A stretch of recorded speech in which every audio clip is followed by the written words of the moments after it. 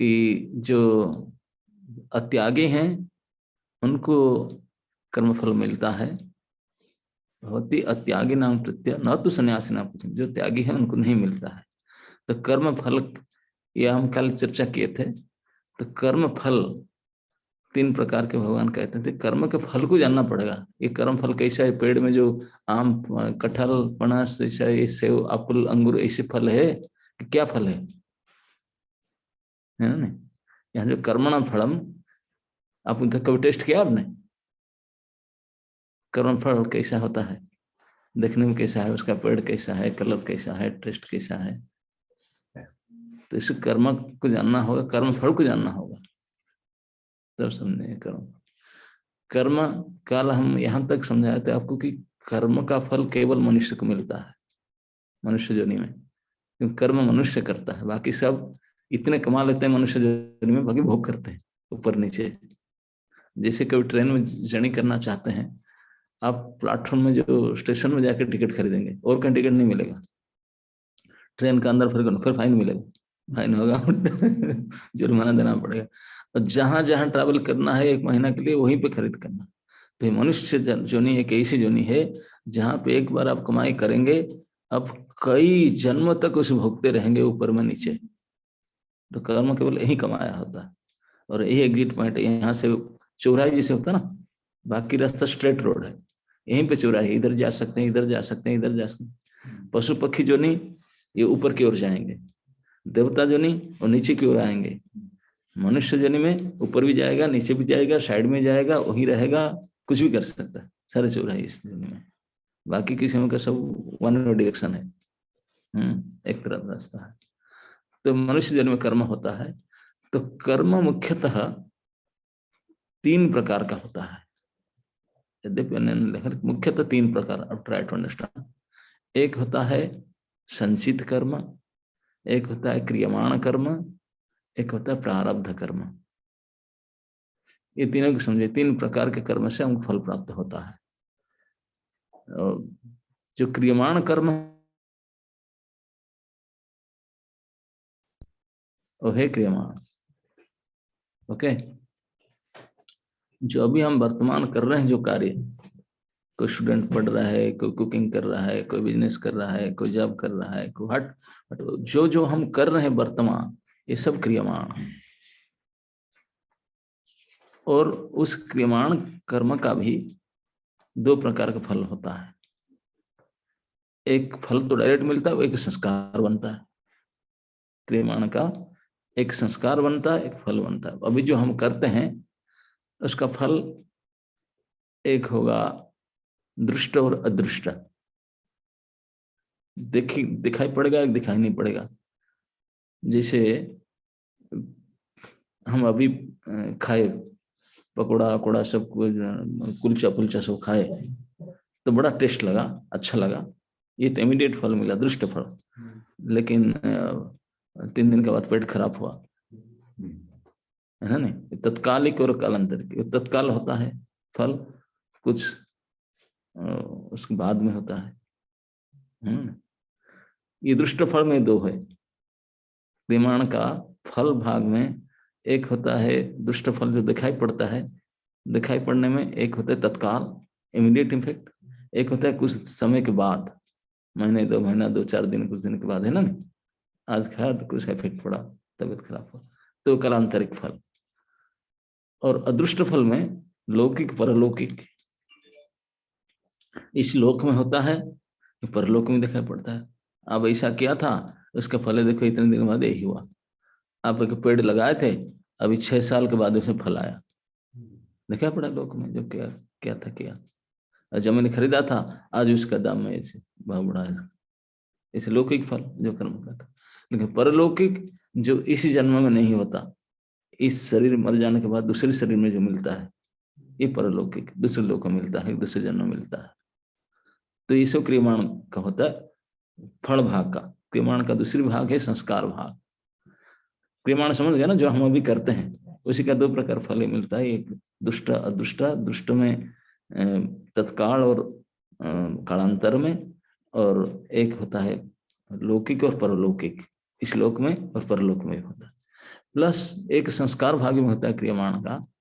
उसका संस्कार भाग में हमारा जो आदत बनता है, स्वभाव बनता है, अभी हम जो करते हैं वो अपने आप में हमको आगे चल करके एक आदत में डाल देगा, यही स्वभाव बन जाएगा। कोई आलसी बनेगा, कोई कर्मठ बनेगा, कोई है ना नहीं लोभी बनेगा, कोई कामी बनेगा, कोई खट्टा खाना पसंद करेगा, कोई मीठा खाना पसंद करेगा, कोई चिड़चिड़, जैसा भी कोई है ना नहीं। जैसे पशु पक्षी सबका अलग अलग आदत है, मनुष्य का ही नहीं। इतने प्रकार वो सब संस्कार जो करके आए थे अभ्यास, इसी पूर्वाभ्यास ही न तेने बह्रियते हवसि वैसा, ये सब अभ्यास जो सब हम करते हैं इसी के अनुसार जम जाता है। कोई उठ करके सुबह भगवान के भजन करना पसंद करता है, शास्त्र आदि पढ़ना पसंद करता है, स्तुति करना पसंद करता है। कोई उठ करके चाय पीता है, पेपर पढ़ता है, कोई उठ करके कचड़ा साफ करने जाता है। ये आदत है जिसका, ये अभी जो काम करते हैं वही से भी आदतें बनती है, स्वभाव बनता है। और ये जो संस्कार के अनुसार जो स्वभाव बनता है ये मिटता नहीं है। ये भी दो प्रकार का होता है, शुभ संस्कार और अशुभ संस्कार। संस्कार में भी दो प्रकार के शुभ संस्कार, शुभ संस्कार जो सत्संग आदि करना, सतगुणी काम करना। अशुभ संस्कार सब पाप कर्म में लिप्त होना, झगड़ा झाटी करना, गलत काम बेनीम काम करना, धोखाधड़ी, ये सब ये अशुभ संस्कार, क्योंकि आदतें बना हुआ है। कई कई लोगों का है आदत, अच्छे कर ही नहीं सकते।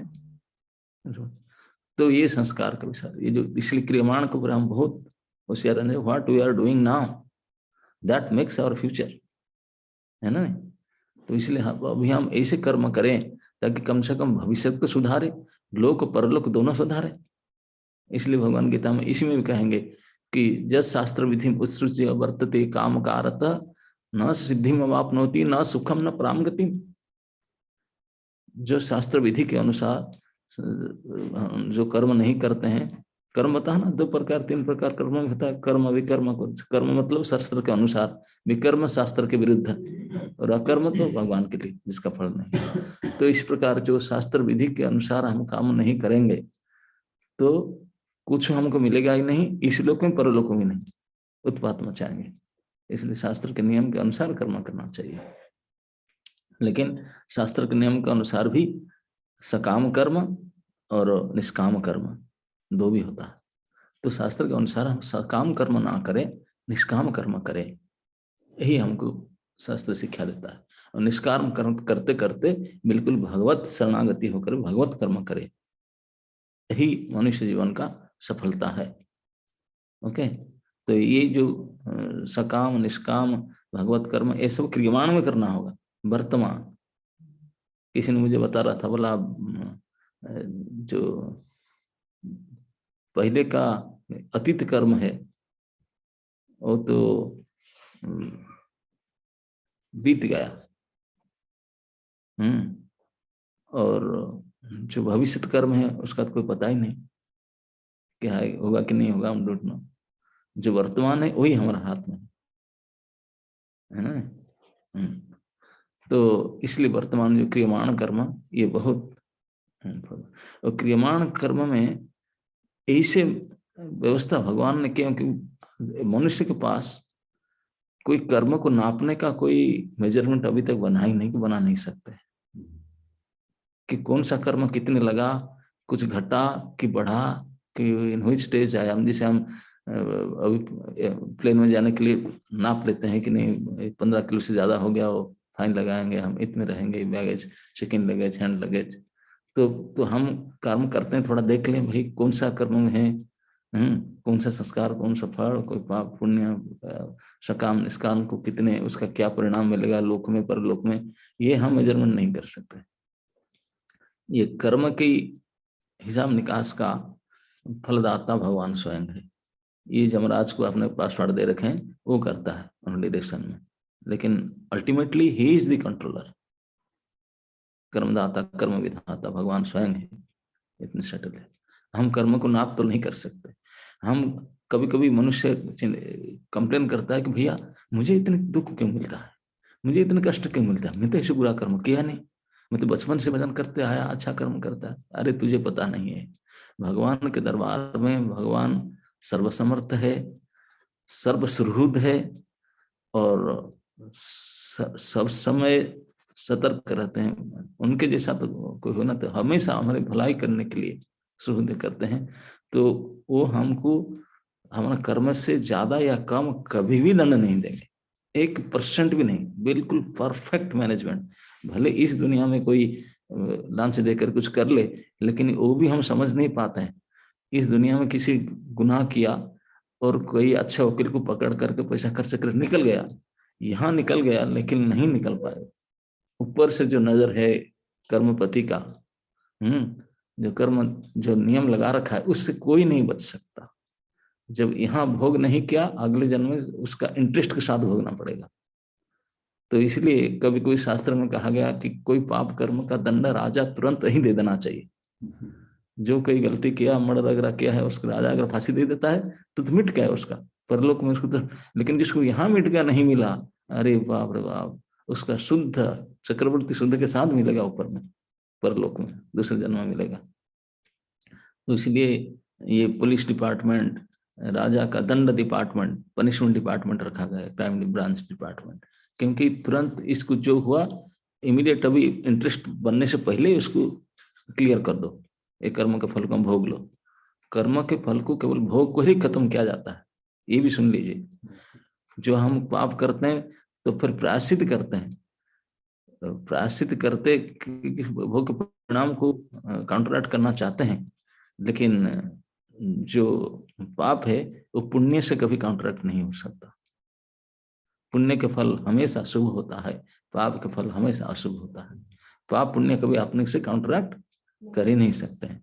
पाप के परिणाम को प्रायश्चित क्रिया द्वारा करके काट सकते हैं।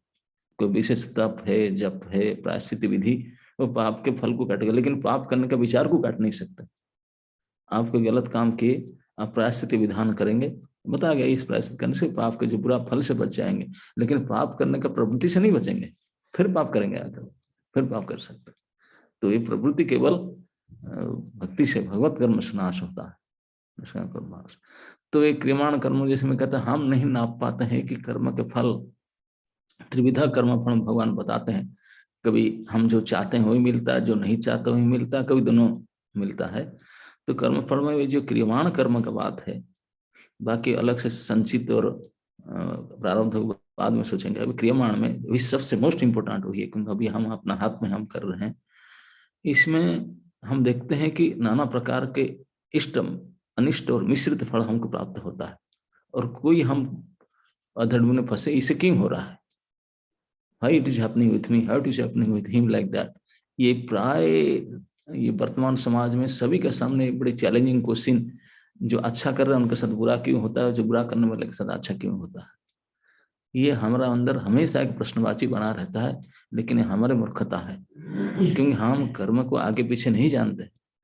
कर्म कभी भी, भगवान जो कर्मपति है, सभी के सुहृद है, और जो सर्व विचारक है, सर्व समर्थ है, सब जानने, सर्वज्ञ शिरोमणि है, वो कभी भी ऐसे मिस्टेक उनसे हो नहीं सकता, रन से भर भी मिस्टेक हो नहीं सकता। तो एक संत ने एक कथा कहा रहे थे एक कर्मफल के बारे में, बहुत प्रभावशाली कथा।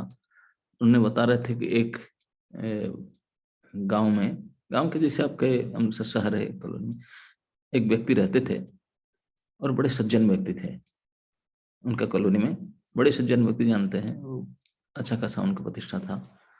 तो कॉलोनी में आजकल वो सिक्योरिटी बजाने वाला रहता है ना, क्या बोलते हैं उसको, चौकीदार। सब कॉलोनी में अपना अपना गेट बंद कॉलोनी, सब चौकीदार सब रहता है। तो उनके घर के 2 घर छोड़ के आगे एक सोनार का घर था। सोनार मतलब जो बनिया होता है ना, आप नहीं बोलते सोनार बोलते, ज्वेलर, ज्वेलर जो उनके पास सोने का कारोबार है, बना करके सोने का अलंकार बनाकर बेचता था, उनका ज्वेलरी का शॉप था।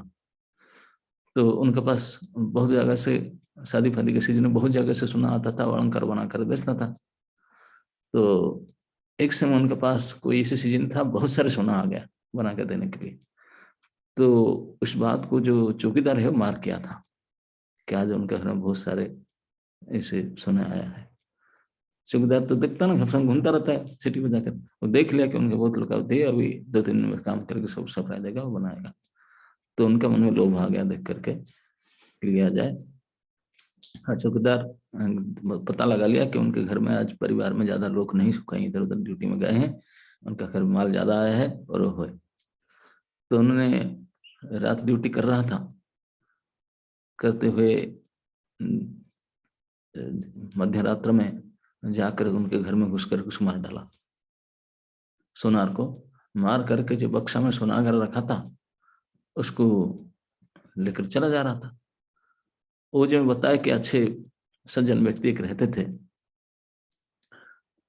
वो उठे थे, पेशाब करने उठे थे या समटे उठे थे, तो उनको नजर पड़ गया ये चौकीदार है, बक्सा उठा कर कैसे आ रहा है, इतनी सिटी लाठी लेकर ड्यूटी में ना, ये क्या कर रहा है, ये कोई संपत्ति उठा लिया क्या सामान, पगला है तू क्या कर रहा है, ये क्या लेकर चल रहा है। जैसे पूछे जानते थे उनका कॉलोनी को, उनके सभी चौकीदार जानते हैं, बोले तू ये क्या लेकर जा रहा है, 10-20 घर के अंदर रहते हैं। तो चौकीदार डर गया, बुला रहे तो देख लिया है तो बुढ़ा, तो बोला सुनो इधर, बुलाया उसको, बोला क्या न, देख माल है उसमें, मैं तुझे आधा दे दूंगा, कुछ नहीं बोलना, चुपचाप चले जा, सो जा, और मैं चला जाता हूँ, मैं आपको हमारे दोनों का शेयर कर लेंगे। तो बोला नहीं, मैं क्या शेयर करूँ, मैं दूसरे का धन पर पाप कमाऊं क्या, ऐसे में नहीं कर सकता। अरे मान जा, नहीं तो बहुत बुरा होगा, तेरे साथ फंसेगा। नहीं, ऐसे बुरा क्या कर देगा, तू चोर है, किसी ने चोरी करके ले जा रहा है, हम आपको पेमेंट करके रखे हैं कॉलोनी में चौकीदारी करने के लिए, तू किसी घर से चोरी करके जा रहा है और मुझे उससे भाग दे रहा है, मैं चोर से भाग लूंगा, चोरी के भाग बनूंगा, पाप करूंगा, मैं नहीं छोड़ूंगा तुझे, तू बदमाश है, गाली जैसे दंडा, बोला देख दोबारा मैं नोटिस देता हूँ तुझे, मान जा मेरी बात। बोला क्या मानो, तू मुझे धमकी दे रहा है, मेरा चौकीदार होकर मुझे धमकी दे रहा है। तो चौकीदार फटाक से बक्सा उठाकर नीचे रखा और पकड़ लिया उनको, पकड़ कर चिल्लाया चोर चोर चोर, आ जा, पकड़ो पकड़ो। और दूसरे दूसरे कॉलोनी से पास था, सब कॉलोनी में बाकी चौकीदार आगे दौड़ करके, और बाकी घर आसपास आजू बाजू घर में भी लोग उठ गए, क्या ना देखे, ये उनके घर से, सोनार का घर से, उनके जो नाम लिया, बोले उनके घर से चोरी करके बक्सा उठाकर भाग रहा है, मैं तो नजर में पड़ गया, मैं तो पकड़ लिया उनको, और मेरे ऐसे चिल्ला रहे हैं। तो बोले अच्छा अच्छा, उनके घर से लिया ना, हाँ, सब बक्सा देखे कि सारे सोने अलंकार पड़ा, दौड़ कर उनके घरे देखे उसका लाश पड़ा हुआ, उसका गला काट दिया।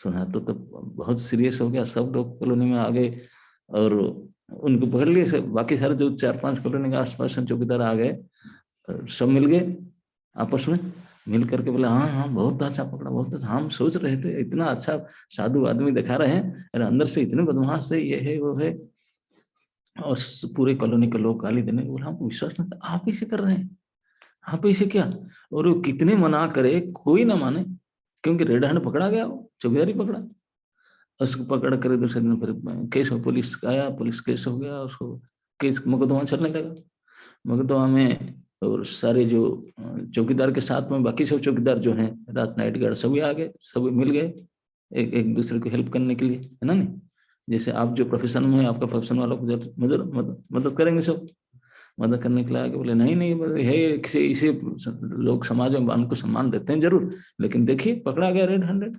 उनको मार करके मर्डर करके ले जा रहा था, लेकिन वो चिल्ला कर बोलता था मैं क्या करूं, कोई मुझे मदद नहीं करता, अरे ये क्या हो गया, धर्म के दरबार में अधर्म कैसे होता है, भगवान क्या कहीं है नहीं, भगवान ये क्या हो रहा है, हाथ जोड़ के चिल्ला करके काठगड़ा के अंदर ही बोलता था।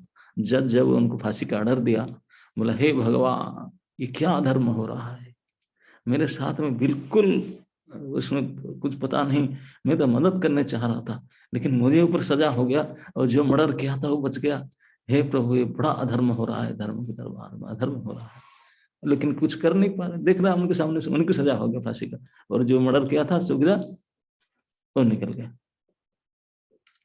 तो जो जज ऑर्डर लिखा, वो जज सोचा कि मैंने किसी से रिश्वत नहीं लिया, मैंने जब से जज काम कर रहा हूं, मैं बिना रिश्वत में और जितने संभव सच्चाई में मैं काम करता हूं, और मुझे लगता है कि ये जो व्यक्ति जिसको मैं फांसी ऑर्डर लिखा, लगता है कि ये गुनाह नहीं है, क्योंकि इतने भगवान को पुकार करके इस प्रकार बोला है, क्या धर्म हो रहा है, लगता है कि शायद वो नहीं किया, गड़बड़ी और कोई किया है। तो वो तो बोलता है कि चोर वही है चौकीदार को, चिल्ला चिल्ला कर बोलते अरे यो मारा मारा, वो चोर है, और मुझे फंसा कर मुझे सजा हो रहा है, क्या हो रहा है, क्या हो रहा है, चिल्ला करके बेचारा कर रहा है। कोई उनको सपोर्ट नहीं कर रहा है, क्योंकि जितने भी कॉलोनी के लोग सब बोलते हैं हम तो यही देखे कि चौकीदार उसको पकड़ा था, रेड हैंडेड बक्सा उनको मिला था, और सब में गए मर्डर हुआ था, और आधी रात में उनके पकड़ा हुआ था, और उनका कोई सपोर्ट नहीं मिल रहा।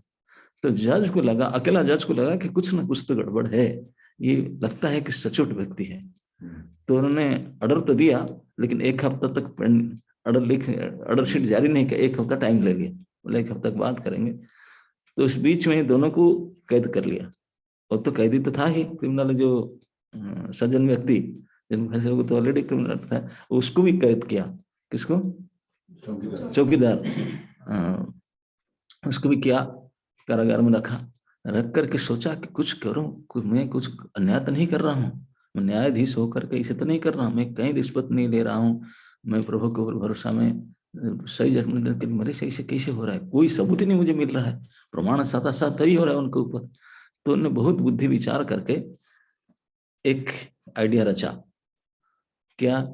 इन दोनों जो कारागार में थे कैदी के रूप में, एक चौकीदार भी था और ये अच्छे व्यक्ति भी था, इन दोनों को बोला देखो, कैदी के लोग काम कराते ना, बोला आपको काम करना है, एक हठात जेल में आकर न्यायाधीश के पास आए थे, एक आदमी बोला हमारे घर मर्डर हो गया, जज साहब मर गया, हमारा मर्डर हो गया, घर में मर्डर हो गया ना। अच्छा अच्छा अच्छा, कहाँ पड़ा लाश? ना घर में पड़ा हुआ है, मार के चला गया, मर्डर हो गया। तो चिल्ला कर ऐसे जाकर बोल करके चला गया क्या आदमी ने। तो इस आदमी के साथ में उन दोनों को बुलाया, वो जज ने, पुलिस के साथ था, पुलिस के साथ जो दोनों को बुलाया, बुलाया चलो जा करके लाश को उठा कर लेकर आओ। तो पुलिस के साथ में गया, जो व्यक्ति आकर चिल्लाकर बोल रहा था वो भी गया। तो उनके घर में गए लाश लाने के लिए, और जाकर घर में देखे खटिया के ऊपर में सोया हुआ था, लग ब्लड सब खून इधर उधर पड़ा हुआ था, कपड़ा ढंका हुआ था, मर जाने का कपड़ा ढंक देता ना, कपड़ा बड़ा ढंका हुआ था। तो दोनों लाई, पुलिस डांटा, उठा फंसा, तो कैदी के साथ ऐसे डीलिंग करते हैं। तो दोनों उठाए, खटिया के एक तरफ से सज्जन व्यक्ति कैदी को था, और चौकीदार दूसरी तरफ था, उठाकर चल रहे थे। पुलिस मोटरसाइकिल में बोला पहुंच रहा हूँ, जो आदमी जा रहा था, जाकर इस टाइम पर पहुंच रहा, मैं जा रहा हूँ, मोटरसाइकिल के चला गया। और दूसरा जो था आदमी वो लेकर जा रहा था उसके साथ में, तो वो भी चला गया, बोला तो आप लेकर के चलो करके। तब देखे कि कोई नहीं, वो दोनों ही उठाकर चल रहे थे, उनके घर से अभी थाना को लेकर जा रहे थे। तो रास्ता में कोई मौका देख करके वो बात कर रहा था, ये दोनों बातचीत करने लगे, उठाकर जा रहे हैं, बातचीत कर रहे थे ये दोनों।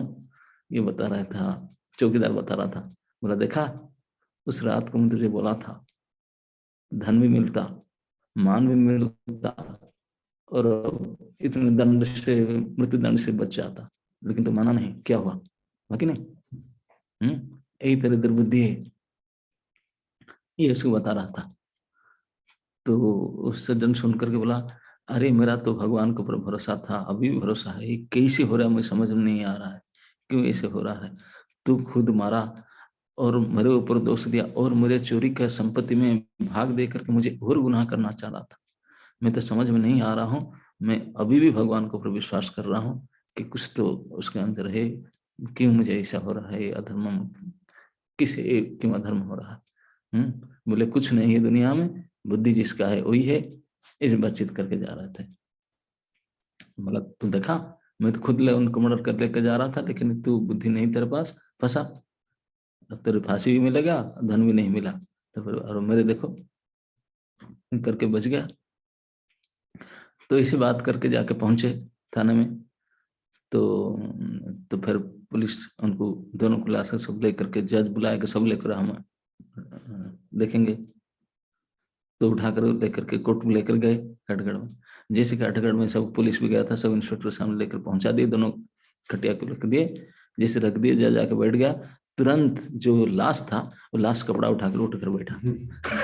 वो मरा नहीं था, वो तो जज ने किसी को कराया था, आदमी क्योंकि पुलिस डिपार्टमेंट का आदमी रखा था उसमें, कि होता ना क्या ब्रांच हो, जो सीआईडी होता ना, हाँ, उनको किसको भेजाता है रोल करके, वो उठ करके बैठा हो तो उनका तो पसीना उतर गया चौकीदार का।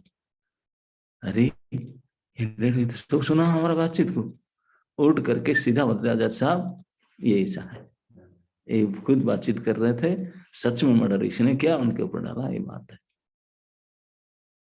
तो लेकिन फांसी का ऑर्डर तो हो चुका था उसको, जो मर्डर नहीं किया था। और चौकीदार ने तो ये प्रमाणित हो गया, वो तो दोनों तो चौकीदार को जो बांधा था कुछ ने पक्का जेल दिया उनको, लेकिन फांसी का ऑर्डर उनको हुआ था। तो उनको बुलाया जज ने अपने घर में, जो सज्जनादेव का क्रिमिनल, बुलाकर बोला सच बताओ, मैं ऐसे गलत नहीं करना चाहता, मैं तो देख लिया कि तूने ये केस में तो तू नहीं है, लेकिन केस का कोई सबूत नहीं, इसलिए मैं भी नाचार हूँ कि मैं कुछ नहीं कर सकता प्रमाण के हिसाब से, लेकिन ऐसा मैं क्यों आपको लिखा, आपका सपोर्ट में कोई सबूत क्यों नहीं मिला, और नियम के अनुसार तुझे ही फांसी मिलता, तू कुछ गलती किया क्या, इस बार नहीं पहले कुछ किया क्या। बोला देखो, फांसी कटा तो फांसी तो मिलेगा, मरने से पहले कुछ बता दो सच। तो उन्होंने बताया, बहुत पहले की बात है, अब तो मैं बुजुर्ग हो चुका हूँ। बोला आज 20-25 साल 30 साल के पहले, बोला जब मैं यंग था, हमारी पत्नी के साथ ऐसे कुछ ऐसे हुआ था, कोई एक दुष्ट व्यक्ति ने हमारी पत्नी के साथ संबंध था, बार बार आता था। बोले मैं कई बार पत्नी को भी और व्यक्ति को समझाया, लेकिन माने नहीं। और एक दिन मैं घर से बाहर था, काम से आकर देखा तो घर में दोनों थे, तो मुझे इतने क्रोध आया, तो वो आदमी को मार डाला मैंने, मार करके पीछे हम नदी था फेंक दिया, किसी को पता नहीं। तब जज ने बताया, बोला हाँ उसका परिणाम से तुझे अभी मिल रहा है, तुझे वो क्या था बताने था, मिट मिट गया था कई सालों से, उसका फांसी अब में तुझे अभी मिल रहा है, ये केस का उसको मिलेगा, उसका तो प्रभु ने करेंगे। तो क्योंकि भगवान के दरबार में ऐसा कभी हो ही नहीं सकता कि कोई बिना गलत में कोई दंड भोग ले, ऐसा हो ही नहीं सकता, गलत कुछ और किया और दंड में भोगा, ऐसा कभी असंभव है, हो ही नहीं सकता। भगवान जैसे सर्वज्ञ सर्वश्रुत कोई हो ही नहीं सकता, सर्वसमर्थ है, उनका मैनेजमेंट बिल्कुल परफेक्ट चलता है आइन। अगर किसी को दंड मिलता है, कोई मान अपमान मिलता है, तकलीफ मिलता है, तो अच्छी तरह से हम भगवान को और भरोसा विश्वास करके मान लेना चाहिए कि मैंने निश्चित रूप से कुछ ऐसे कुछ कर्म किया था, चाहे इस जन्म में हो चाहे पूर्व जन्म में हो, जिसका फल बनने में समय लगता है। जैसे अलग अलग कर्म का अलग अलग फल होता है, क्रियमाण में बताया था ना, काल तत्काल और कालांतरिक। जैसे आप गेहूं का बीज लगाएंगे तो 5 दिन में उग जाएगा, व्हीट ग्रास बन जाता है 4-5 दिन में आ जाता है, लेकिन आम के बीज लगाओ कितने दिन में आएगा। तो यही बात है, सब अलग अलग है तो दोनों बीज, लेकिन इस प्रकार तो क्रियमाण कर्म में भी फल जो मिलता है, चाहे इष्ट मिले चाहे अनिष्ट मिले चाहे मिश्रित मिले, लेकिन काल के अनुसार मिलता है, और भी लोक में परलोक में मिलता है, और दुष्ट रूप में अदुष्ट रूप में मिलता है, कई प्रकार से मिलता है। और कभी मिलता भी नहीं मिलता, जो कर्म करते हैं उसका फल क्या मिला, उसमें संस्कार बनता है, स्वभाव भी बनता है, वो और खतरनाक होता है। अलग अलग व्यक्ति के अलग अलग स्वभाव होता है। वही गुण और स्वभाव और कर्म ये निश्चित होता है आदत के हिसाब से, उनका आदत ही ऐसा है, आदत में आदत बिगड़ा हुआ है, जैसे कहते हैं ना ये बिगड़ा हुआ आदत है, ये कैसे, वो अभ्यास बनते बनते बिगड़ता है आदत, जो क्रियमाण कर्म अभी करते हैं। और अभी जैसे आप सुधरना चाहते हैं, ये अभ्यास करेंगे, नहीं मैं सुबह उठूंगी, मैं ग्रंथ पढ़ूंगी, शास्त्र पढ़ूंगी, ऐसे फालतू नहीं पढ़ूंगी, इस प्रकार सत्संग करो, ये सत्संग शास्त्र अध्ययन, ये अभ्यास के द्वारा, ये सत्संग और श्रवण आदि का अभ्यास के द्वारा ये आदत धीरे धीरे धीरे धीरे भी सुधर जाता है। और ये सुधरना आदत पड़ जाएगा तो ही फिर आगे चल करके इस शरीर के बाद दूसरे शरीर पर लोक में भी वही सुधरा हुआ आदत मिलेगा। तो ये सब सुधरना, शुद्ध अशुद्धि करने का ये जो विधान, ये क्रियमाण कर्म के ऊपर है। आज हम अभी क्या कर रहे हैं, क्या सोच रहे हैं, तो इसी के ऊपर से हमारा भविष्य का निर्णय होता है, वर्तमान के ऊपर।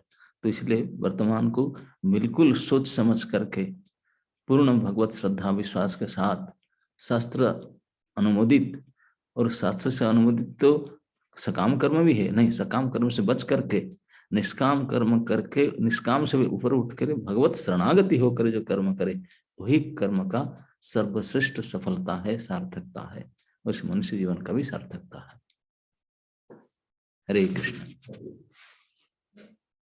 Hare Krishna. Thank you so much, Manaji, for explaining so beautifully. I had two realizations. One was that according to our Kriyaman Karma, what we do now is what we'll suffer in future. So whenever I suffer, I always try to blame my situations or other people.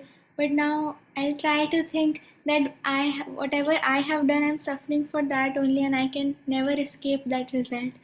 So we will thank Maharaji by 3 times loudly chanting Hare Krishna Mahamantra, everyone. दूसरा कोई question पूछेगा उनको तो पूछो, new coordinator है। Anyone can please ask the question. Gopi, Shweta Mataji.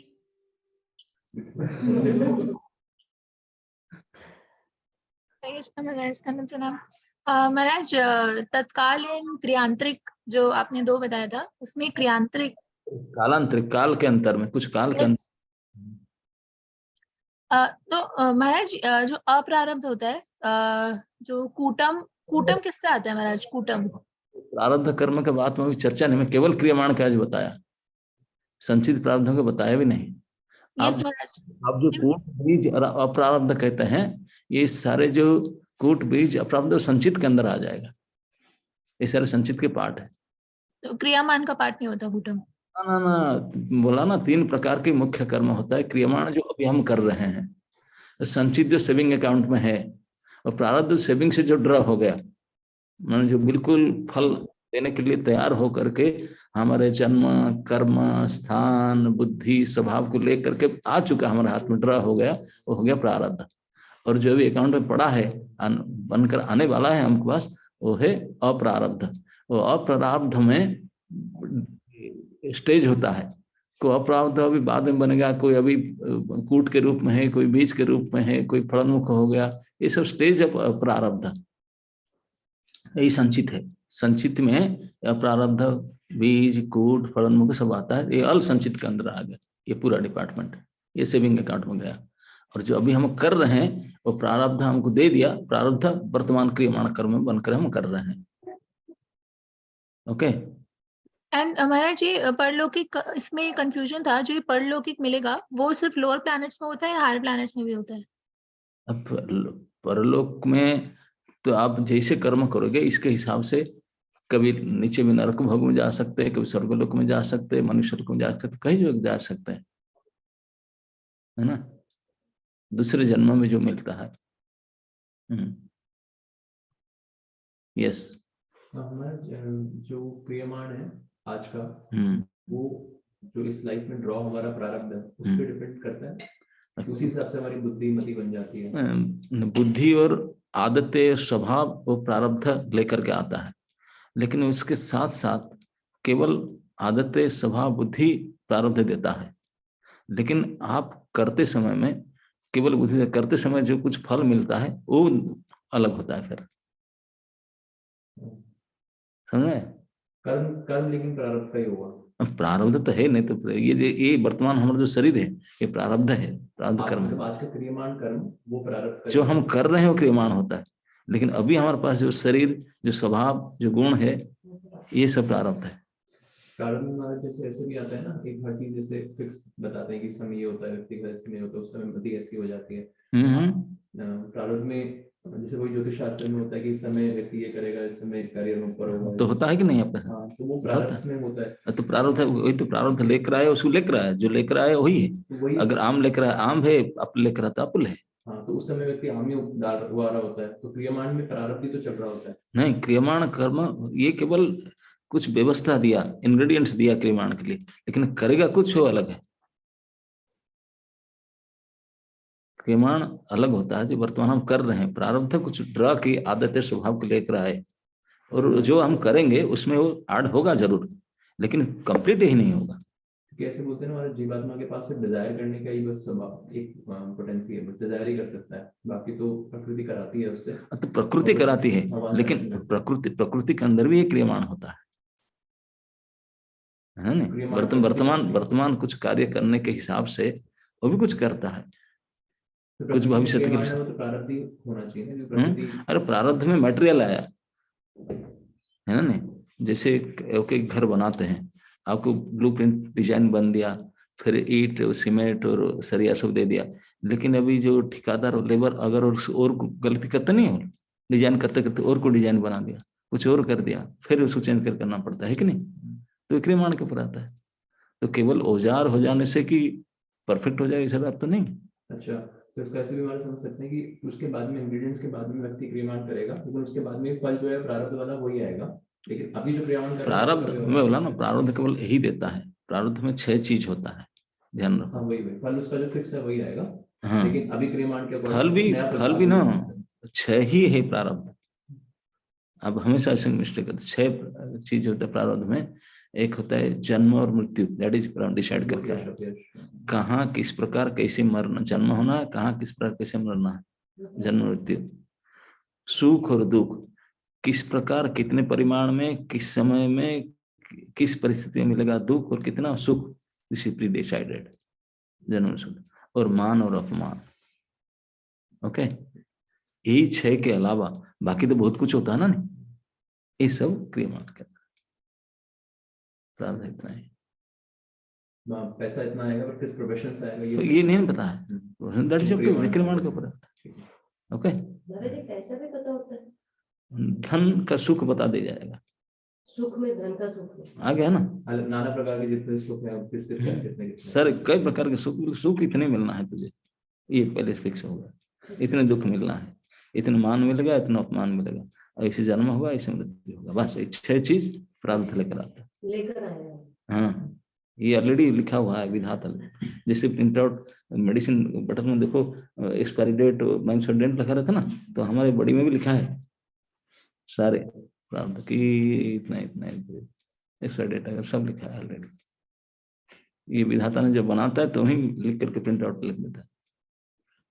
कर्म करने पड़ेंगे, ये नहीं कि मेरे पैसा मुझे इतना मिलना है तो फिर मैं काम ही ना करूं, मुझे तो मिल जाएगा इसमें। जो आलसी का आदत लेकर आया है वो फिर भी नहीं करेगा, ये भी एक संस्कार बोला ना। वर्तमान जो हम बनते हैं तो बहुत आलसी बन जाते हैं, तो गधे की तरह प्रजा करेगा नहीं, बहुत दुख होगा। इस गुण और कर्म ये भी तो होता है ना, कई आलस होता है, तो ये भी तो हमारे प्रारब्ध का ही होता है ना। प्रारब्ध से आदत संस्कार बन करके आया। जो आप काम करते हैं अभी अगर ठीक से काम नहीं करेंगे तो धीरे धीरे आपकी आदत ही आलसी बन जाएगी।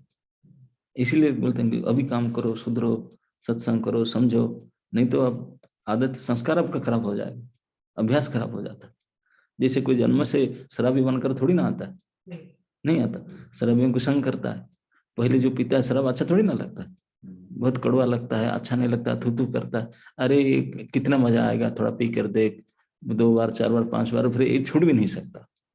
तो ऐसे ही आदतें बनता है, ऐसे संग दोष से होता है। तो संग दोष तो क्रियमाण से होता है ना, तो कैरी फॉरवर्ड करता है। संग किस प्रकार का, वो भी प्रारब्ध में फिक्स होता है। संग आदत के ऊपर में अब है, ये आप डिसाइड कर सकते हैं। संग से डिजायर आते हैं, डिजायर से फिर हाँ, संग फ्री विल के ऊपर होता है, आप चाहे तो कर सकते हैं, नहीं कर सकते, वो इच्छा, वो प्रारब्ध के ऊपर है।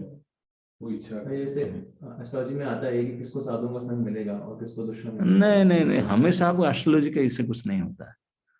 वो जिसको सुख लिखा गया है और सम्मान लिखा है, बोल देंगे साधु संग मिलेगा कि सुख सम्मान है उसका, लेकिन कैसे बोलेगा क्या होगा डिटेल, ये तो कर्म डिसाइड करेगा। जिसका एग्जिट पॉइंट आ गया है निकलने का, उसको शुद्ध साधु। हाँ, तो वही ना, एग्जिट पॉइंट मिलेगा तो मृत्यु में लिखा गया है किस प्रकार मृत्यु होगा उसका। जिसका एग्जिट पॉइंट मतलब यहाँ से भौतिक संसार से निकलने का समय आएगा तो उसी के साधु संग मिलेगा। हाँ, यही विधि है। फिक्स हो गया एक प्रकार से, कभी नहीं आया तो उसको मिलेगा ही नहीं।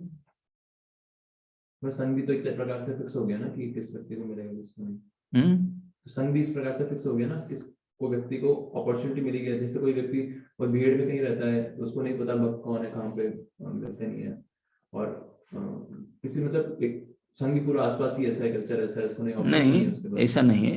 ये निश्चित रूप से जिनको सत्संग प्राप्त हुआ यही माना जाता है कि उनका निश्चित रूप से निकलने का समय आ चुका है। लेकिन इसमें निकलने का सब आग चाहे इसके मिला कि साधु संग मिला इसलिए निकलने का समय आ गया, इसके ऊपर भी अभी भी कोई डिसीजन नहीं कर पाते। सुनते हैं उनके कोई कॉजेस मर्सी हुई, वही बोलता ना, हेतु की कृपा। ये भी है, हेतु की कोई हितावी नहीं, वो अभी कृपा होता है, कृपा के परिणाम फिर हो जाता है। वो भाग्य में नहीं था, किसका पुत्र किसी नहीं था, लेकिन कोई संत कृपा करेगा, भगवान फिर एडजस्ट भी कर देते हैं। कॉम्प्लेक्स है कर्म का मतलब जानना। कर्मणा गहना गति, बड़े बड़े बुद्धिमान पंडित लोग फंस करके सर पिट करके तोड़ देते हैं, फिर भी नहीं समझ पाते। भगवान खुद कहे तो कर्म के बारे में सब कुछ जानने के लिए, समझने के लिए प्रयास ही मत करो, सत्कर्म करो, बच जा मेरे पास आ जाए। यहाँ फंस करके कर्म इज सो कम्प्लेक्स, इसीलिए ओनली भगवान के हाथ में है उसका मेजरमेंट, फल देना, हम कुछ समझ ही नहीं पाएंगे। लोग कहते हैं कि हम एस्ट्रोलॉजी से आप ये कर दो, ये दान कर दो, आपका चेंज हो जाएगा। कुछ नहीं, जो एस्ट्रोलॉजर है वो नहीं मर रहा है क्या? जो बड़े बड़े एस्ट्रोलॉजी की बात है, जो एस्ट्रोलॉजर खुद दुख नहीं भोग रहा है क्या? वो तो अपना कर सकता था, पूरे 10 अंगुली में 10 प्रकार पत्थर पहन लिया, लेकिन फिर भी तो मरता है। महाराज जी तो एस्ट्रोलॉजी कितने कुछ हद तक है, लेकिन पूरा नहीं। वो आपका स्वभाव बदल सकते हैं महाराज? नहीं, स्वभाव बोल देगा आप खराब है कर, बदल कैसे देगा? बता सकते हैं। हाँ, अच्छा एस्ट्रोलॉजर है तो बता देगा कि ये ग्रह है, इसका फल इतना मिलेगा। सुधार बोल देंगे 2-4 पत्थर मिले, लेकिन उसमें सुधार कुछ नहीं होने वाला। जो होना है वो हो करके रहेगा। कोई यज्ञ हो जाए तो कुछ भी करो, कुछ भी। जो प्रारब्ध है उसको भोग कर भोगना पड़ेगा, उसको कोई नहीं मिटा सकता। महाराज इसको प्रायश्चित से मिटाया जा सकता है ना, भोग कर ही मिटेगा, क्योंकि ड्रॉ हो चुका है। अवश्य भुक्तमव्यम, अवश्य भोग करके जिसको प्रायश्चित वो कहते हैं कि हाँ। ज्यादा चोट लग गई हो तो थोड़ा सा लग गया चोट, वो कृपा भोग नहीं पड़ेगा, वही बोलता ना, वो भगवान के ऊपर है, एडजस्ट करेंगे, कर सकते हैं वो चाहे तो, लेकिन कोई नहीं कर सकता। मिटाने के लिए कर्म, संचित कर्म, सेविंग से करो, जैसे फलोन्मुख है, प्रारब्ध है, बीज है, कूट, ये सब नाश हो जाएगा, लेकिन जो ड्रा हो गया वो नाश नहीं होगा, उसको भोक्तव्यम, अवश्यम भोक्तव्यम। श्वेता माता जी है। तो महाराज जब तक हम सारे प्रारब्ध भोग नहीं लेते तब तक हम गोलोक तो नहीं जा सकते। तो महाराज जैसे मैंने सुना था कि लास्ट मोमेंट पे अगर भगवान चाहते हैं किसी भक्त को कि वो सच में आ ही जाए गोलोक इस बार, तो वो सारे प्रारब्ध एंड ऑफ द लाइफ एक ही बार में वो भक्त भोग लेता है बीमार होके। प्रारब्ध तो इसे जीवन में सीमित है ना, प्रारब्ध इट्स लिमिटेशन। प्रारब्ध फल, प्रारब्ध कर्म इस वर्तमान शरीर को ही बोलते हैं, तो वर्तमान शरीर में जितना लेकर आया उसको भोगना पड़ेगा। तो महाराज मरने से पहले जो सफरिंग्स आती हैं शरीर को, वो भी प्रारब्ध के कारण आती है? दम तक जितने भोगे वही प्रारब्ध के अंदर आता है। ओके, फिर उसके प्रारब्ध के अंदर नहीं आएगा मरने के बाद जो है। तो नया प्रारब्ध कैसे आएगा महाराज? तो मरने के बाद में जो कर्म डिसाइड करेगा, जो प्रारब्ध बनकर आया होगा वो उसको करेगा। लेकिन अगर आप निष्काम कर्म करोगे तो नया प्रारब्ध बनेगा कहाँ? अगर भक्ति करोगे सेविंग्स खत्म हो जाएगा, सेविंग्स खत्म हो जाएगा और आगे कोई कर्म बनेगा ही नहीं। इसका मतलब कर्म बनेगा, उस बैंक में जो था उसको सब खत्म कर दिया, वो कुछ पैसा डाला ही नहीं, तो क्या मिलेगा आपको? अकाउंट खत्म हो जाएगा आपका, यही होगा। नया प्रारब्ध बन नहीं सकता। फिर जो जमा नहीं करोगे तो आपका खाता में पैसा रहेगा कहाँ? जो पहला था उसको सब खत्म कर डाला, जो ड्रा कर लिया तो कर लिया, जो था अकाउंट में उसको डिलीट मार दिया, और जमा कुछ किया ही नहीं अभी। निष्काम अकाम पर मतलब को जमा किया ही नहीं, तो फिर प्रारब्ध बनेगा कैसे? तो फिर भगवान पैसा आएगा। तो हमारे जी क्रियामान कर्म के कारण प्रारब्ध आगे बनेगा, ये मुख्य है, यही तो मैं बता रहा हूँ। जो कर्म फल, त्रिविधा कर्म फल है, ये सब क्रियमाण के ऊपर निर्भर करता है। हम पहले करते करे थे, उसी का फल अभी भोग रहे हैं, अभी कर रहे हैं, आगे भोगेंगे। अगर हम क्रिया के अंदर सुधार दिए, अगर भक्ति किए, तो पहले का भी खत्म हो जाएगा, भविष्य भी खत्म हो जाएगा। वर्तमान जो भोग करके उसे निपटा देंगे तो फिर सीधा भगवान के पास जाना है। ये सर जी। हरे कृष्णा महाराज जी, धर्म प्रणाम। महाराज मेरा ये प्रश्न है कि जैसे हमारे कुछ आसपास लोग होते हैं या कुछ हम उनके प्रति गलती करते हैं, अपराध करते हैं, उनका दुख लगता है उनको, जो भक्त लोग नहीं है उनको हमारी भक्ति से जो उनको दुख लगता है, तो महाराज ये उनका प्रारब्ध है? क्योंकि हम तो भगवान की प्रसन्नता के लिए ही भक्ति कर रहे हैं, तो हमारे आप भगवान की प्रसन्नता के लिए करो, लेकिन आपको किसी को दुखी करने का अधिकार आपका नहीं है। सुखी करने का आपके कर्म के द्वारा नहीं महाराज। जैसे हमारे वैष्णव हो जाने से जैसे प्राय देखा जाता है कि भक्तों के जीवन में सिर्फ मतलब बहुत भक्तों के जीवन में देखा जाता है प्रतिकूल स्थिति में कि सब आप लोग जो directly वो कहते हो कि आपके माता पिता भाई बहन के बारे में कि वो नहीं चाहते हो भक्त बनो, तो जी, वो अलग बात है। तो वो वो महाराज उनका प्रारब्ध है या हमारे क्रियामाण वो आ रहा है कि हमको भी सफर करना पड़ेगा क्योंकि हम उनको दुख दे रहे हैं। नहीं, ये दुख को दुख नहीं माना जाएगा, क्योंकि उनका अज्ञानता है। ये दुख नहीं उनका, ये उनका अज्ञानता तो है ना। इसमें हमको कोई मतलब हमारा क्रियामाण नहीं जा रहा है, ये भक्ति के अंदर में काउंट होगा। बिल्कुल नहीं, बिल्कुल नहीं। और अरे ये हो भी सकता है कि महाराज जी उनके प्रारब्ध में लिखा हो कि ऐसा भी हुआ है कुछ। कोई बच्चे को फोड़ा हो गया है, माँ उसको ठीक करने के लिए डॉक्टर पास जाएगा, उसको दबा करके उससे पस निकालना चाहता है, तो इसमें दुख नहीं है, दुख केवल सुख के लिए है। तो ये नहीं समझ, अज्ञानता है कि सोचता है कि चिल्लाएगा, लेकिन उनका भलाई के लिए है। इस प्रकार अगर आप भक्ति कर्म करते हैं, आपके संपर्कित जिसको जो जो होता है, जो आपके नजदीक है, जो आपसे संपर्क में जो हैं, संबंधी हैं, अगर उनको दुख होता है, उनका अज्ञानता है, थोड़ी देर में उनको ज्ञान आ जाने से बोले बहुत अच्छा किया था, परिणाम बहुत। ओके, थैंक यू महाराज, धन्यवाद प्रणाम। हमने किसी का कुछ बुरा किया तो हम उसको बैलेंस आउट कर रहे हैं, उसने बैलेंस आउट कभी किया होगा, या हम फ्रेश कर्म बना रहे हैं। जिसको बुरा हुआ जो उसका मतलब होना ही था, उसके बाद उसके प्रारंभ में था, या फिर हमने उसके साथ अपनी तरफ से करके हमारा कर्म अच्छा बना दिया। नहीं, ये भी बेकार बात है। ऐसा कह करके किसको लात मारेगा, बोला तुझे भोगने का था, ऐसा नहीं कर सकते। उसको ये समझ नहीं सकते, लेकिन ठीक है, क्या ये हुआ समझने से, तो इसलिए हमारा अधिकार है, हम किसी का गलती ना करें, बुरा ना करें। अब जानबूझकर बुरा करेंगे, बोलेंगे तेरे कर्म में था, इसे ये मत समझो कि आप स्मार्ट है। हमसे एक्सीडेंटली हो जाता है महाराज, तो एक्सीडेंटली बात अलग है, लेकिन जानबूझकर करोगे, कर्म का इतने शटल खाता है, आप नहीं समझ सकते, लेकिन पूरी तरह से पकड़ा जाओगे। तो इसलिए किसी भी प्रकार से जानबूझकर किसी को बुरा कभी नहीं करना चाहिए, किसी का आलोचना तक नहीं, निंदा तक नहीं करना चाहिए, करना तो दूर बात है।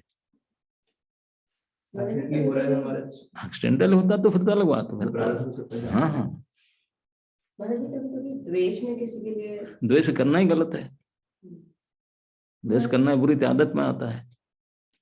हम इस प्रकार बुरे अपने को बनाते हैं क्रियमाण समय में, तो ये संस्कार में द्वेषी, ईर्षाणु, क्रोधी, कामी, ये तो सब बनते हैं फिर। और महाराज जी पर हम ये कह के अपने आप को जस्टिफाई कर लेते हैं ना कि ये द्वेष जो मेरे मन में आज उत्पन्न हुआ है, इसके एक्शंस के कारण मेरे मन में उत्पन्न हुआ है। ये आप कितने अपने आप को सफाई देने से कोई नहीं छोड़ेगा ना, गलती आपका। मैं बता रहा हूँ आपको, आपके जीवन को सुधारने का अधिकार भगवान ने दिए हैं कर्म करके, लेकिन दूसरे को दुखी देने का अधिकार आपका हाथ नहीं है। अगर आप दिया तो यू विल बी पनिश्ड। महाराज जी चाहे हम उसको देते नहीं है, पर हमारा हम वेल विशर नहीं होते उसकी खुशी में, हमको अच्छा नहीं लगता क्योंकि हमारे मन में द्वेष आ जाता है उसके लिए। द्वेष क्यों आता है? वो अपना करता है, आप क्यों द्वेषी होता है? तो आपने को सुधारो, इट्स योर प्रॉब्लम, उनका तो है ना।